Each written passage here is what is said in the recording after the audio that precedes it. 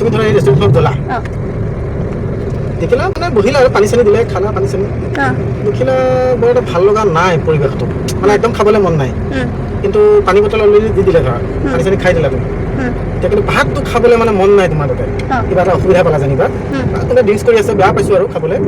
তুমি কেনেকৈ তাৰ পৰা ওলাই আহিবা অকল পানীৰ পইচাটো দি কেনে বুদ্ধি এটা আছে বুদ্ধি কি বুদ্ধি কৰি ওলাই আহিম কি বুদ্ধি কৰি ওলাই আহিবা ফোনত কিবা এটা ফোনত কথা পাতি লাহেকৈ বাহিৰলৈ ওলাই আহিম আৰু নহয় সেনেকৈ নহয় হা আছে বৰ ধুনীয়া বুদ্ধি এটা আছে কি বুদ্ধি তুমি কোৱা সিহঁতক সুধিবা তুমি আপোনালোকে গাহৰি পালে নাপায় গাহৰি পৰ্ক সিহঁতে ধৰা ক'লে অঁ পাব তেতিয়া তুমি ক'বা তেতিয়াহ'লে মই এটা খাব নোৱাৰিম সিহঁতে ক'ব ন বোলে নাই আমি বেলেগে বনাওঁ বেলেগ সাজ পাচন চব বেলেগ তুমি ক'বা নহয় তথাপিতো থালিটো একেখনে ব্যৱহাৰ কৰে ন আপোনালোকে বাতিটো একেটাই হয় ন